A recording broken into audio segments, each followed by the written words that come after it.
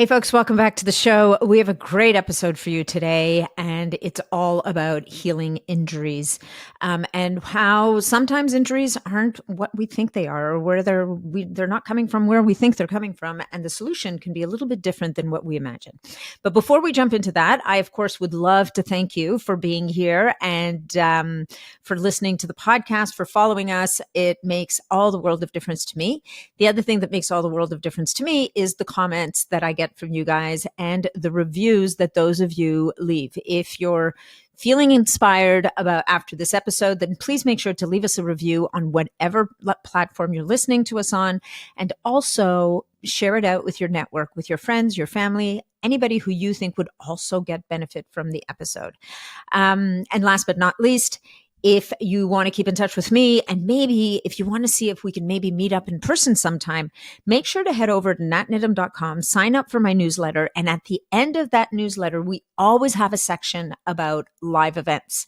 And I'd love to meet you guys at one of the events I'm heading out to at the beginning of this year.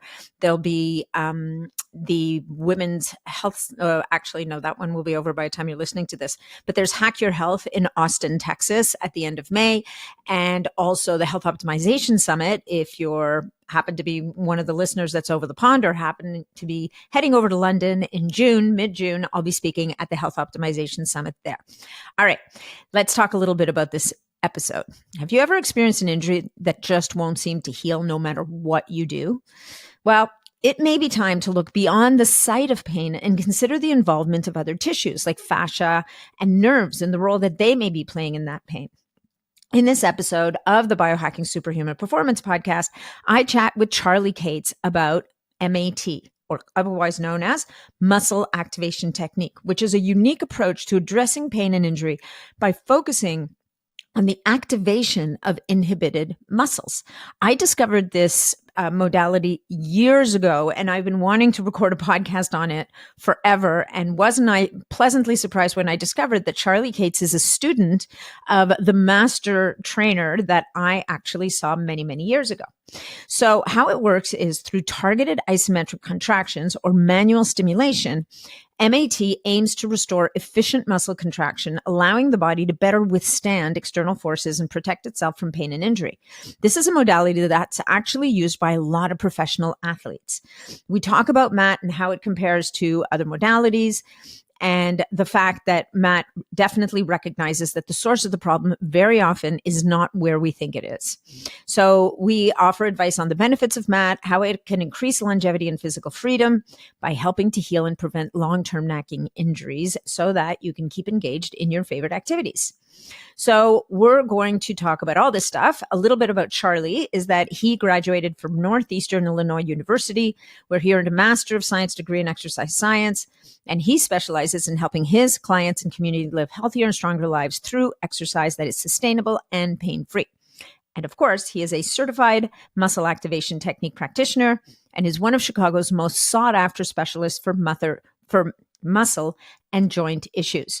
You can find more information about Charlie by going to www.exerciseforlifestudios.com. So he actually sees people in person. And this is one thing about Matt. You got to find a practitioner. And you can also find him on Instagram at Charlie Cates, and Cates is with a C. And to find a Matt practitioner near you, you can go to muscleactivation.com. And now let's jump into the episode. Hey folks, just a quick reminder that all of the information presented in this podcast is for information purposes only. No medical advice, no diagnosing, no treatments suggested here. Before you try anything that you hear about or learn about here, make sure that you check with your medical provider. Welcome to the show, Charlie Cates. I'm super excited for this conversation today.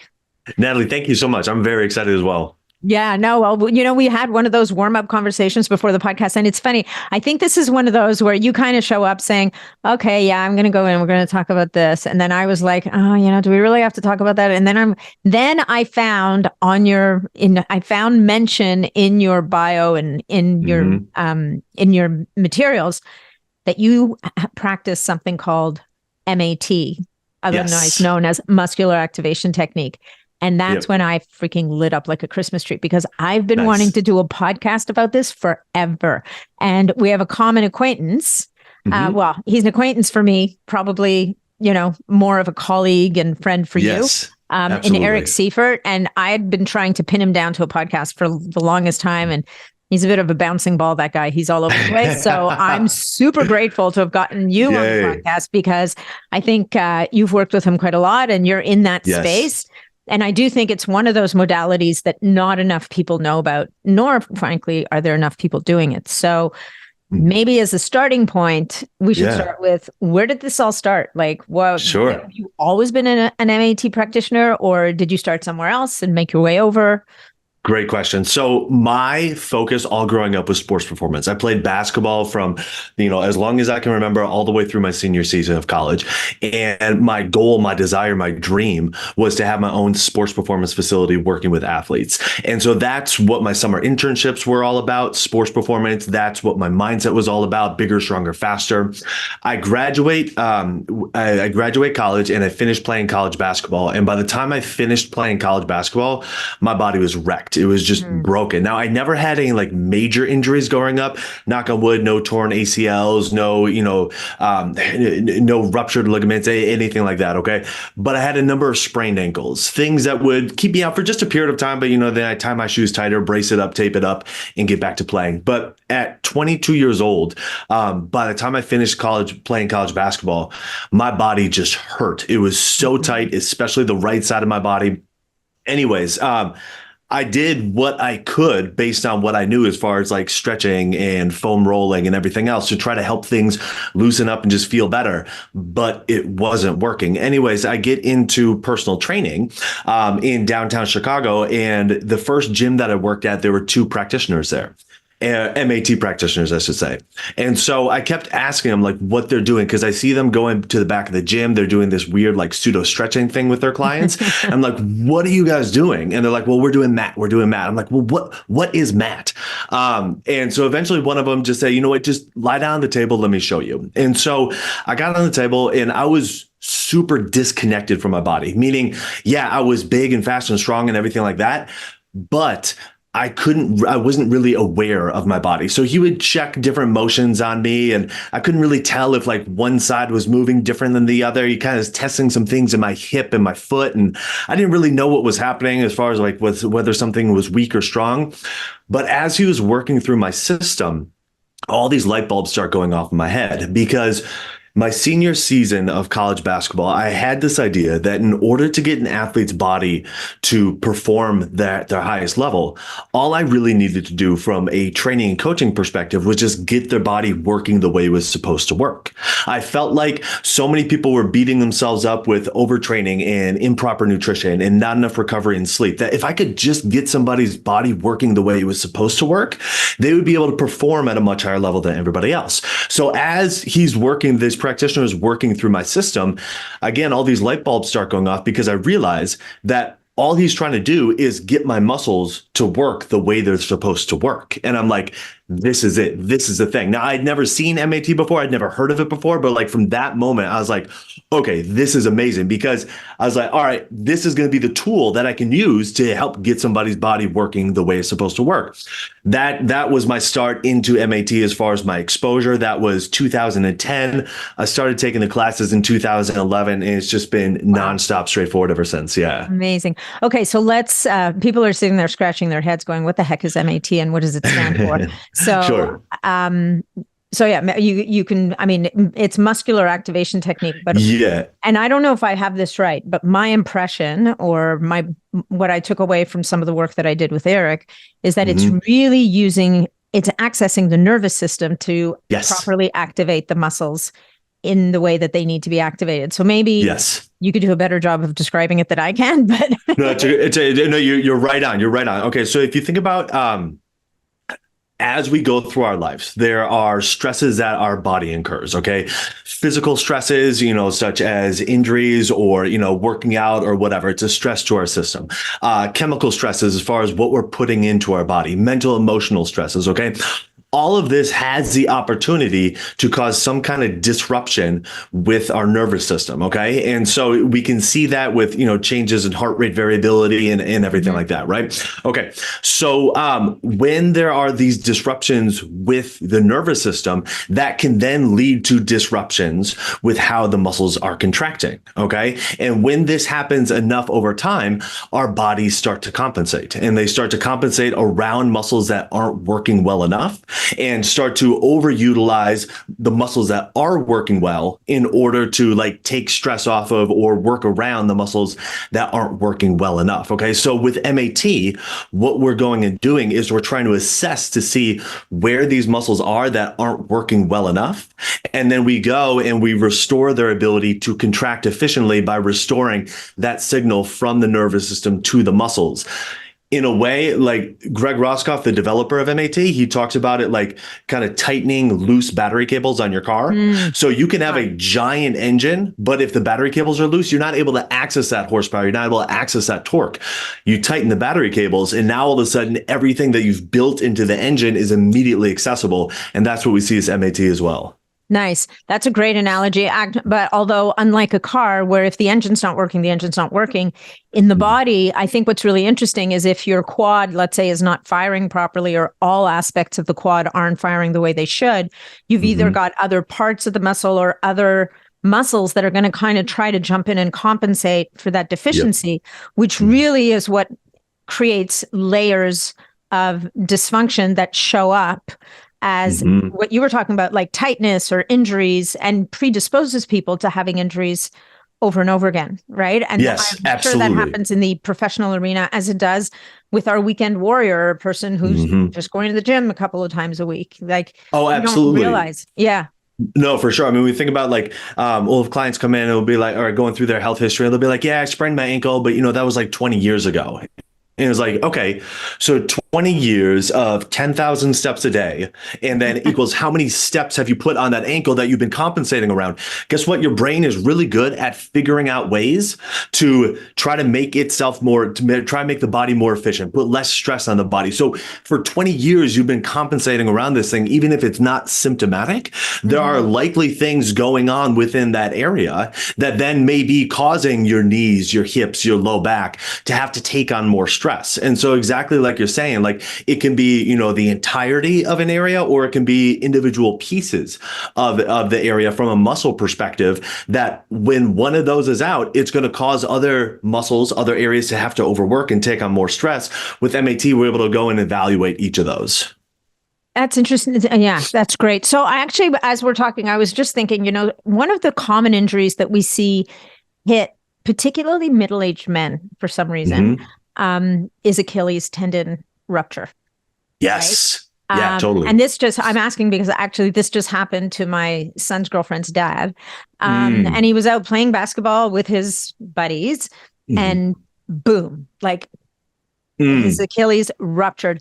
And so my question to you is, this is not an uncommon injury. This is actually a really common thing that happens to middle-aged guys. Yep. Would you say that, is it possible that these injuries happen because there's some have you seen a pattern where there's some kind of deficiency that ultimately builds up the pressure until finally the tendon, Achilles tendon, until the tendon can't stand it anymore and just blows? Yes, absolutely. Absolutely. And we can pause for a second. I'm sorry. I need to turn my sorry. Yeah. Okay. So, from an Achilles perspective, one thing that again, Greg Roscoff, the developer of MAT, talks about is how your ligaments are kind of like your guardrails. Okay. And you can, look at tendons in a similar way. Okay. So if you have a winding mountain road, all right, and you have a guardrail along the side of the road, it's really nice having that guardrail there, but that does not necessarily give you permission to take your hands off the wheel and your feet off the pedals, right? Use it as a guide. Exactly, right? You still need that active control. Your muscles are the active controllers of your joints, are the active controllers, okay? And so what we see with ligament injuries like ACL, but specifically with Achilles stuff, is When there is a group of muscles that is not functioning well enough, all right, that can start to put excessive stress on our more passive tissues, our ligaments, our cartilage, our tendons, okay? And so with the Achilles, it might be that the muscles that are supposed to like dorsiflex the ankle, for example, are not working well enough. And so because of that, the ankle is not able to dorsiflex well enough. And when they go into more excessive dorsiflexion, it puts more extreme stress on the Achilles tendon. Okay. It might be something with the knee where the knee is not able to flex well enough, not able to bend well enough. And so when they land, when they try to absorb that force, if their knees are not able to bend well enough, again, it might put more force going into dorsiflexion, which then puts more force going through more force passively through the Achilles tendon. So with Achilles tendon ruptures, yeah, there's almost, I have yet to see a time where there hasn't been a deficiency in the muscular system from a contraction standpoint. But here's the thing, where that deficiency is different for every person, because it could be the foot, it could be the ankle, it could be the knee, it could be the hip. It could be something in their back that has caused other things to have to compensate for a longer period of time. And then the Achilles tendon was just the most vulnerable area at that moment of landing, at that moment of impact. And so the short answer is yes, but the longer answer is yes, but I don't know exactly where within the body it is. Yeah, because it's going to depend on the person. That's so interesting. Okay, so let's back up a little minute and talk about how does MAT compare to some of the other disciplines that people are more familiar with. So, yeah, I mean, MAT is not, as far as I can tell, it's not as widely available, nor is it as widely known. Yep. Some of the other modalities that people will have a tendency to move towards when they think they've got some kind of an injury or they need a realignment of some kind. So, yeah, how does it? So we'll go one at a time. How does it compare to, for example, chiropractic? Because chiropractic is a big, and I know my chiropractor does something called ART, which is really unpleasant.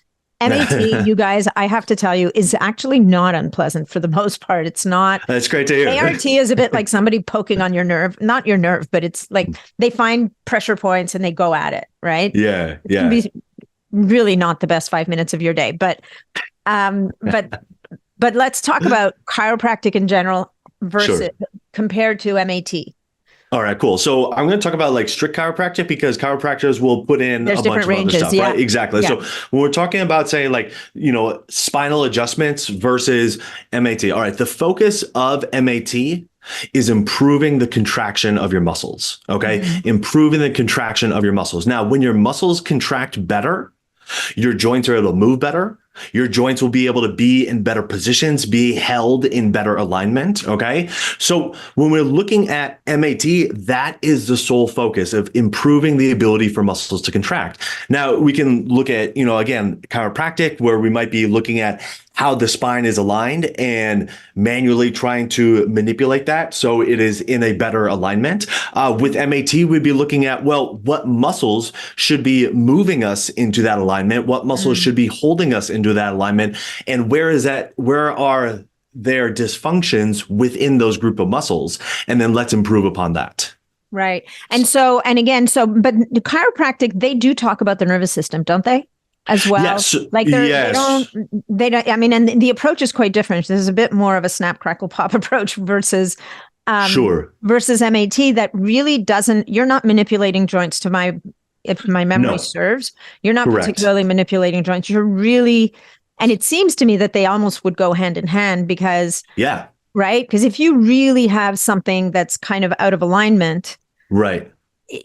The challenge I have found sometimes with chiropractic is you put it back into alignment, but all the muscles around it have adapted to that subluxation or misalignment or whatever, and they don't necessarily give up the ghost that easily. So quite often you'll pop right back out after your treatment. Yep, exactly. No, so that's a great point. So when the spine is aligned, the nerve roots coming out of the spine will have, a better opportunity to get signals to the periphery, to the muscles, to the organs, everything like that. So there's tremendous benefit in that.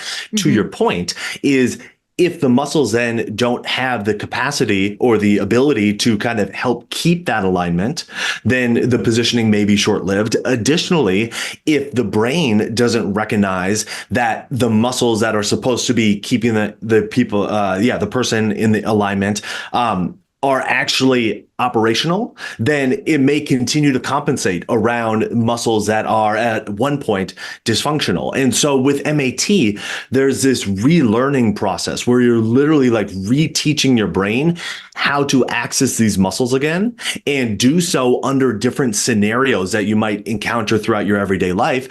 So that when you encounter those scenarios, your brain doesn't default back to your old ways of compensation, but it can re-access the muscles that were offline for a bit and now have been brought back online. Yeah. So it's almost like a reawakening with the MAT, right? It's a reawakening of the connections. Okay. So that's classic chiropractic. Were you going to address a different branch of chiropractic, or do we move on? Well, no, I just think that chiropractic can be a very wide-reaching net. And so I just wanted to be a little bit more specific with the response. For sure. Yeah. Because there's chiropractors also that incorporate kinesiology into their practice as well, which I think goes a little bit deeper into maybe the muscular and nervous system and those interactions.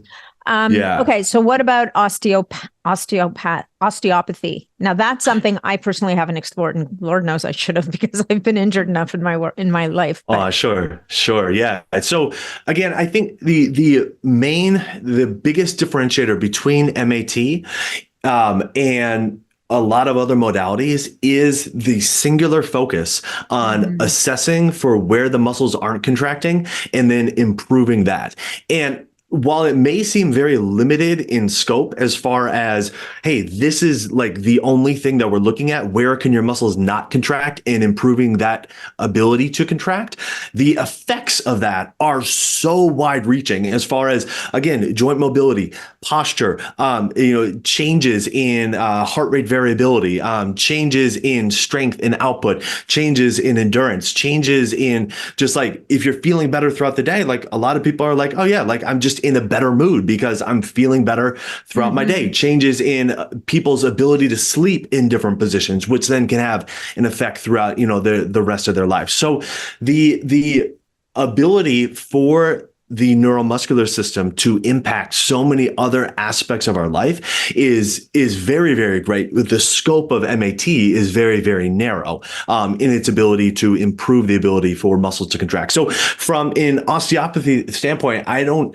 know that there is another modality out there that looks at the neuromuscular system in the exact same way and assesses things in the exact same way that MAT does. That really is the big, I think, differentiator. Like, I'll talk to other professionals. They'll be like, oh yeah, I do, activation of muscles. And then they'll be like, all right, let me throw this band around your hips and we'll do some glute bridges and stuff like that. And it's like, okay, here's the thing. What's happening in those scenarios is your body is getting better at the compensations it already has. Yeah. What's not happening is the muscles that are more dormant or not working as well are actually directly being addressed. And that's one of the really unique aspects of MAT. Yeah, no, I love that. That's so true.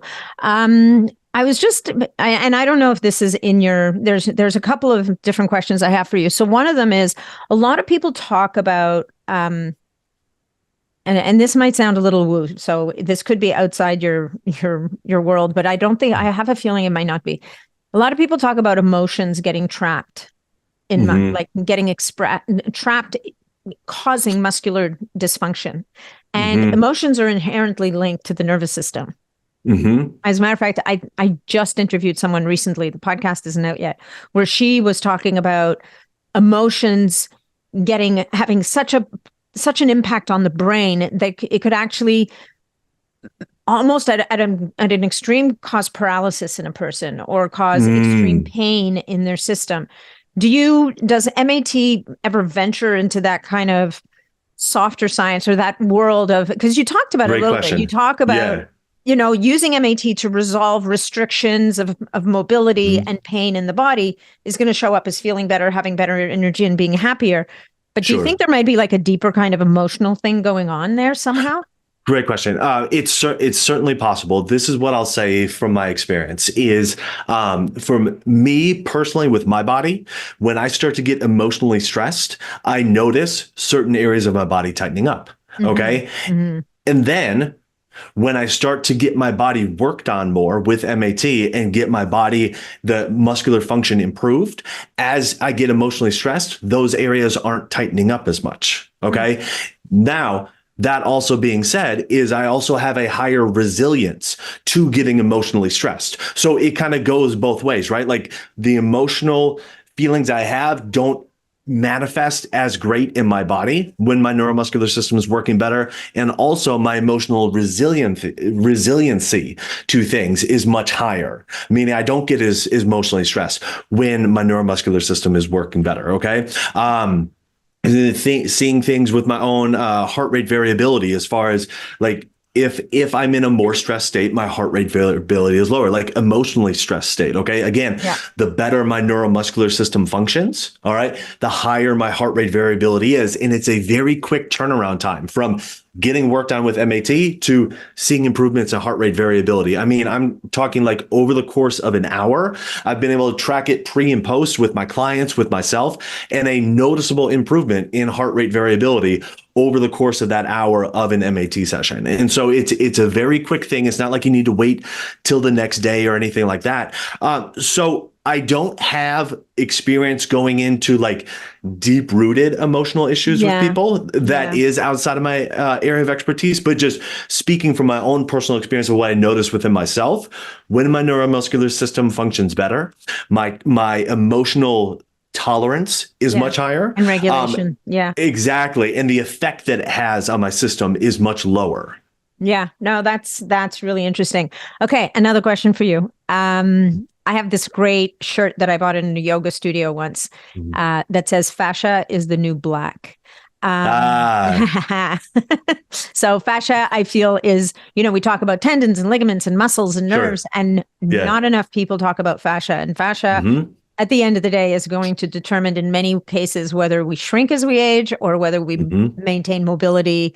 And fascia definitely, I think my understanding is, over your lifetime, you sustain different types of injuries if you're an active person, and you get scarring and little adhesions where the fascia, so now your fascia no longer slides over your muscles anymore. But there's a big story about the nervous system and fascia as well. So do you guys, in the discipline of muscular activation technique, do you address fascia as well? Like, do you... Great question. So we don't address fascia directly. Again, our scope is simply on the muscles. And so, look, fascia is getting a lot of, a lot of like positive exposure as far as its ability to, influence health and performance and well-being and everything like that. But what we see time and time again is that when the muscles are working better, all the stuff that is typically accredited to fascia, dysfunction within the fascia doesn't seem to be as big of an issue. So is it because it was not as big of an issue to begin with and it was actually a muscular issue? Is it because getting the muscles working better also helps to get the fascia working better? I don't know. But what I see is all the things that people talk about as far as like, the fascia is tight or the fascia is restricting or anything like that. I should say this, doing the MAT process seems to not only help the muscles contract better, but if there are those fascial things going on as well, a lot of that seems to be taken care of as well. Yeah, I wonder if it has to do with accessing the nervous system. Like it's not a stretch to say that the nerves that are innervating a muscle are going to have branches that are going to connect to the fascia in that same area as well. And seeing as MAT very much goes at this by hacking into the nervous system or by activating the nervous system, I don't think it's a stretch to think that the fascia is benefiting in some ways. Oh, I have to imagine there. Yeah, the work absolutely. That you're doing. So let's describe an MAT session to people a little bit, because it's really, I love this. It's quite a unique experience. I'll describe my first experience with it with Eric. Perfect. And I actually, at the beginning, I was just like, I think this man's a little cuckoo. Had he not been married to a friend of mine at the time, I would have probably kind of backed out of the room slowly and said, maybe this isn't such a great idea. So the first thing Eric asked me to do was walk away from him and then walk towards him. And I did this a few times. And by the time I came back, he started riffing off a whole bunch of things that he's observed. He's like, have you ever noticed that and I don't remember what it was, but it was things like, I mean, obviously he's looking for the alignment of your feet, which is going to affect your knees and your hips and all the things. But have you ever noticed that your left arm doesn't swing properly when you're walking? Or he might, and it's funny because I now watch this in other people and I'm like, ooh, nice. I don't know what this means, but people whose arms like kind of do this weird swing around the back or around the front. Or, obviously he's like, oh yeah, and this shoulder is higher than that shoulder and your head's kind of tilted over to this side. And I'm sitting there going, dude, I was just walking a straight line. Just like and I think what he was really referring to is all of the compensations that are happening in the body so that you can walk the straight line in spite of all the dysfunctions, all the horrible things you've done to yourself in CrossFit and in all the different things that you've done in your life. Sure. So what you guys are observing is all of these little compensations and deficiencies, if you will. And then when he puts you on the table, this was a whole other experience. Like at one point, I vividly remember having to stick my tongue out the left side of my mouth, have one, I think it was my third or fourth finger on my temple over here, another finger on my rib over there. And then I had to hold my leg out to the side and was physically incapable of doing it. And then he's like, okay, cool. And then he goes and he kind of rub-a-dubs one area or two areas. And then next thing you know, you're sticking your tongue out again, putting your two fingers, and you can't move your leg for money. So maybe you can unpack that in a more professional way. I love it. All right. So all right. So a lot of professions will start with a kind of a general, what we might consider to be more of a general overview of the body. So talking about like the walking down and back. All right. So this is kind of like the 10,000 foot overview of kind of like what's going on with your system. Is anything just kind of sticking out, jumping out as far as like, oh yeah, okay, there are some definite things. And Eric has a very, a keen eye. So he's able to pick up a bunch of stuff. But what really matters for us as MAT practitioners is how well your body moves when you're lying on the table, okay? So looking at how well the right side of your body moves relative to the left side of your body, with the idea being that your muscles are the things that are supposed to be moving your joints, all right? And so if your joints aren't moving as well on one side of the body as the other, then we should be looking at the muscles that are supposed to be creating that motion on the side that is more limited. All right. So we'll start, you can do general overview. Sometimes people will do like squats or single leg squats or, whatever, overhead squat or whatever, walking, it's just kind of like a general, all right, here are some things that, might be going on. Then we can start to evaluate joint by joint, hips, knees, ankles, all the different joints of the feet, the spine, shoulders, everywhere throughout. Okay. We'll kind of piece together more or less like a story. Like, okay, here are the bigger limitations that we're seeing within your body. Maybe it's these motions in your right hip and these motions in your left hip and these motions in your trunk. Okay. And we'll say, okay, out of all those limitations or all those asymmetries, here are kind of the biggest ones. And here's how they may be relating to one another. All right. And so we'll say, okay, let's say kind of lifting the leg or hip flexion on your right leg is like the biggest limitation that we see. All right. We'll go in and we'll start kind of testing the different muscles that should be, helping to lift the leg, should be flexing the hip. And what we're looking for with MAT is not like a break test, like how like you push as hard as you can, I'm going to push as hard as I can, see when it goes. It's more of a kind of reflexive response test. And that's really one of the big differences with MAT is how we go about testing things. In our coursework, we spend so much time really drilling in the specificities of the test, not only the pressure that we're using, but the exact positioning for each test. And for each side of the body, we have 276 muscles on each side of the body. So it's 552 muscles throughout the entire body that we're needing to learn like these specific tests for. Okay.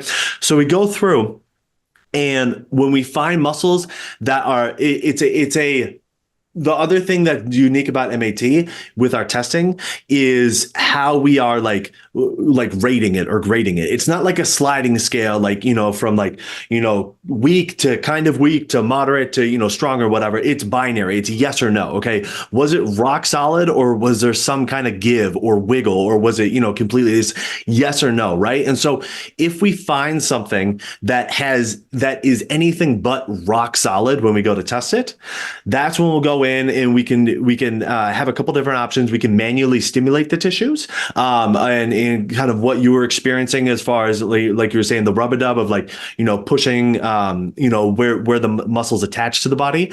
And then we can go back and we can, retest it, and see, okay, now that awareness has been created, now that muscle has been, stimulated, can you now hold this position, and is it rock solid? And so that's kind of the MAT process. And so we work through, our whole group of muscles, and, at the end we say, okay, cool. Now, are you moving more symmetrically when you get up and walk? Are the things that we were noticing before, more or less resolved? And again, it's like, every layer of assessment is just a little bit more zoomed in. If we see, okay, for the most part, things are resolved from the walking, but there's still something a little bit going on. It's like, okay, cool. There's more to assess for. There's more to address. Let's go checking joint by joint. And then specifically what exact muscles are not, working, or have some kind of dysfunction within your system. Right. And so I would imagine like things like some of the common things that people are walking around with are like rotator cuff injuries that just, rotator cuff injuries, it's that injury that just won't resolve. It just won't go away, right? Yep. Or you get a supraspinatus, which is that little tiny, tiny, it's a ligament, right? Is it a ligament? Or so supraspinatus is a muscle. It's a muscle. But it's got like the tiniest, like this is like, Mother Nature's evil joke on you, because it's got the tiniest little passage to go through. So the minute it gets irritated, it swells, and the passage isn't big enough. And now you're in this like perpetual cycle of misery. And it takes forever to heal. Usually you kind of give up, and one day you wake up and you realize, oh, it's better. Right. Right. I mean, you just kind of give up the ghost. But with those types of injuries that very often are layered, and they're old, and they've been there for a long time, and usually kind of, they're not that bad. It's not an acute, because it goes from acute to kind of like more of like a chronic, I can deal with it, but just don't ask me to do a shoulder press or certain exercises, right? As long as we don't piss it off, we have an agreement, right? As long as I don't do certain exercises, we're good. If I insist on doing this one exercise, we're not so good. And I lose the battle every time. So with injuries, with those types of injuries that have kind of gone into, it's a little bit like what you're talking about. The body has figured out ways to compensate and build layers of, okay, if this happens, then we'll do this and we'll do that. Just kind of almost like giving in to a toddler having a tantrum. Sure. Does that involve, do you find that involves like multiple sessions because you're trying to unpack layers of compensations and dysfunctions kind of thing? Like, yeah, definitely. And the thing about MAT is like, we can get a result really in the short term, being like over the course of the session, but the real magic is when we can start to go session after session after session and really start to, like you're saying, kind of unpack and pull back layers that have developed over, years or decades with somebody. Because, for example, you're talking about, the supraspinatus, maybe it's like a shoulder impingement thing, a rotator cuff thing. That could be like, hey, the supraspinatus directly needs to be addressed. A lot of times it's like the shoulder blade that needs to be addressed and the trunk that needs to be addressed. And by the way, like if your feet are pronated and so your trunk is a little bit, more kyphotic through the thoracic spine, now, more than it normally would be. Now all of a sudden your shoulder can't upwardly rotate as much. And so actually we need to not only address the shoulder and the shoulder blade and the trunk, but we also need to make sure that your feet can, go into a better position. And so there are a lot of layers there. And I think for some clients that is challenging to wrap their mind around because they're used to a system of like, local symptom, local problem, local resolution. And it's like, okay, no, there's actually a reason why this keeps showing up and why it just didn't kind of take care of itself on its own, is because there are layers here. And the longer those layers have been present, the more reps your brain has gotten at kind of figuring out its way around that. And so we need to be like, okay, look, we need to kind of like if you learned a foreign language in high school, the longer it's been since you've spoken that language, it's like, it's just a distant thing, but you can get it back easier and easier as long as you start practicing it again. Okay. So it's the same kind of thing. It's like, oh, if this is Spanish here and it's been a long time since I've learned Spanish, I'm pointing to my shoulder, I can go and I can start taking lessons again and it'll start coming back little by little.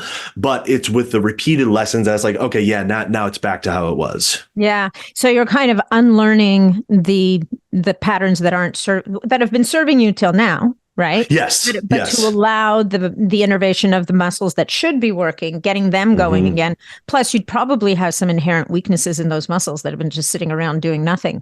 Absolutely.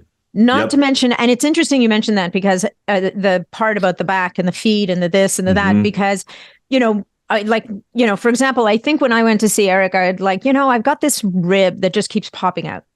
And at the end of the day, it had very little to do with the rib and everything to do with other parts of my body. Sure. Yeah. Yeah. That, absolutely. Where the tendency is to say, okay, well, let's just pop that baby back in, which is fine. Only it's going to come right back out again, generally speaking, just because there's a shoulder thing and a hip thing and a foot thing. One of the stories that I actually think it was Dana, Eric's wife, who told me this, and I don't know if you've heard this story, but when she first met Eric, she was a volleyball player. She was a competitive volleyball player, and I don't know how this came about, but maybe she was having a foot problem or whatever. And Eric was working on her body to help resolve some issues. And he said, look, I'm going to have to do some work on your feet, but you're going to be really mad at me. And she's like, what are you talking about? He goes, you're going to be mad at me because none of your shoes are going to fit you properly anymore. Like you're going to go up a half a shoe size. And she's like, what are you talking about? And it turned out that in her case, and maybe this is the case for many people, probably it is, there was so much restriction that her toes had kind of pulled back. And so let's say she was wearing a size 9. She really needed a 9.5. And by the time he was done with her, and God knows, I don't know how she still decided to date the guy after this, because that would piss me off if I had to throw away all my shoes. But by the time he was done with her, sure enough, like the whole foot had, and we talk about how many joints and muscles in the foot, the whole foot had assumed like almost a different alignment that meant that she was wearing a half size shoe bigger than she'd started out her whole life with. Yes, absolutely. You know what? It's so funny you share that. I just posted something on my Instagram saying that exact same thing about myself. And all through college and all growing up, I wore a size 12.5 for my shoes. Okay. For my basketball shoes. Okay. Since I started getting my feet worked on with MAT, I hadn't put on basketball shoes in probably a decade. And then one of my players comes in, he's like, hey, like I got some shoes, do you want to try them on? I'm like, sure. He goes, what size do you wear? I'm like, well, 12.5, maybe a 13. He's like, well, all right, here, try these 13s on. And like, I couldn't get my foot in them. And he's like, well, I got these 14s if you want to give those a shot. And they fit perfectly, like a size and a half more. No, I'm not joking at all. So now when it comes to basketball shoes, I went from wearing a size 12.5 to a size 14. And it is simply because I got my feet working better. Like I talked about all my sprained ankles, like my feet were so rigid. They were like bricks. Okay. And then now all of a sudden they start getting worked on, and all of a sudden they start moving better, and my toes can spread more, and they can move and bend the way they're supposed to move. And now all of a sudden it's like, oh yeah, okay, like I need much bigger shoes. So absolutely, that definitely happens. Hilarious. And what's incredible about that, I think, is how that now transfers all the way up the system, probably into your neck, like to the top of your head, like probably the sidebar, not the sidebar, the satellite impact, if you will, are going to move right up. Yes. Through the whole musculoskeletal system. Like this is not a foot problem necessarily. Right, exactly. Like my hips started moving better, my back started moving, my shoulders opened up, like you're saying, all the way up to my neck once I started to get my feet working better. Yep. Wow, that's crazy. So is there anything else we should talk about MAT that I haven't asked? I mean, I've asked about all the things that I know to ask, but sometimes I know that I don't know what I don't know. So. No, that's fair. That's fair. Yeah. So, I think one of the coolest things about MAT is its constant evolution. I Mhm. don't know when you met with Eric, but, Years ago. okay. Yeah. Years. So over the last decade, the MAT RX process has become very well established, and there are more and more MAT RX practitioners. That's like the highest level of MAT. There's a STIM process now where you're able to use a very specialty, high-end kind of STIM or TENS unit called the NUX machine, and use that as part of the MAT RX process to help, reestablish the ability for muscles to contract. And then just recently, just a couple of weeks back, Eric and I were both at a class down in Florida for the MAT athlete system, and it's a system that is specifically designed for work with athletes, for individuals who have very, very high neuromuscular integrity, and helping to kind of move through their system really quickly. So that's one of the most exciting things about MAT, is just its constant evolution, the constant refinement of the different skills. It's not something where it's like, okay, if you learned MAT and it's been 5 years since you've, learned anything new, like it's going to be a completely different skill set if you try to go and, learn it again now, as far as just like the specificity of the tests and everything like that. So I think that's one of the most exciting things about MAT. And then the other thing is just understanding where it fits within the spectrum of exercise. With MAT, again, we're looking at reestablishing the ability for muscles to contract, okay? Versus, a lot of times, again, I kind of talked about like the activation exercises and stuff like that, where it's more or less like using the muscles that are already working well. And, Right. just getting those muscles stronger. With MAT, we're really looking at the muscles that aren't working well, bringing those back into the picture. So then when you go and work out, or you do your traditional activation exercise, or you just, go for a run or lift weights or whatever, now you have all the players on the board to go and do that. And so we find that from a recovery perspective, from an exercise preparation perspective, you're not beating MAT. Like it's Yeah. so vital to make sure that you're able to keep exercising. Yeah. Well, and I think what's interesting about it, and I mean, obviously your passion really lies with high performance athletes, which is Mhm. understandable because for those guys, even if they seem to be doing perfectly well, even a 1% improvement is going to show up, right? Like Huge, for a huge, yeah. competitive runner or sprinter or Hmm. whatever. But I think also, like, this podcast has an overarching theme of longevity and aging Hmm. well. Yeah. Um, I think that for the population of people who may not consider themselves athletes, Hmm. but who are acknowledging that I better stay active if I want to keep my act Yeah. together into my Yep. later years, I would say that this is a modality to access because Absolutely. especially as we're aging and it becomes harder to build and maintain muscle, those Hmm. deficiencies, I would think, are going to get amplified tenfold. And as Yes. sarcopenia, and sarcopenia is a horrible word. You never would have, you think of our sarcopenia as a thing that an 80 or a 90-year-old is dealing with. But Hmm. sarcopenia is actually the loss of muscle tissue. And that starts to happen by the time you're in your 50s, it starts to get Hmm. harder and harder to build muscle. And if you're not using it, you're going to lose it. Yeah. But I would think, like, as a modality to access for people who are moving through their decades, it Hmm. probably becomes just as important as if you're a high performance athlete, because Oh, you're just not going to be able to, and it's going to show up in more miserable ways as you get older. absolutely. And the thing about it is for most people, they don't realize it's happening until it's Mhm. been going on for a while. And so with something like MAT, if you are in your, mid 30s, mid 40s, mid 50s, and you're like, I enjoy being active and Yeah. I want to make sure that I can keep being active, like MAT is a huge part of that. If you are someone like, I would be active, but it just doesn't feel good for my body. Yeah. Like, every I just time I keep run, getting it bugs. injured. Yeah. Exactly. Like MAT can be a huge part of that. If you're like, hey, I need to get my hip replaced, and they're telling me that I need to strengthen my body before. Like I've had so many people come in, they're like, hey, I just need to be here for the 6 weeks up into my surgery, and they recover so much faster after their Mm. surgery because their body is more operational, closer to operating how it should be when they go into their surgery. So it has so many different places within the population at large, and especially when you're talking about longevity, physical freedom, being able to kind of do what you want for as long as you want in your life. Your muscles are going to be the key to that, and making sure they can contract well to begin with. That is, in my opinion, kind of step number one. 100%. It's even going to contribute to bone health in the end, right? Which is the other obsession of the aging population. Yeah, for sure. For strong bones, and you can't have strong bones if you don't have functional muscles to absolutely even secrete the chemical messengers that encourage the bones to get stronger.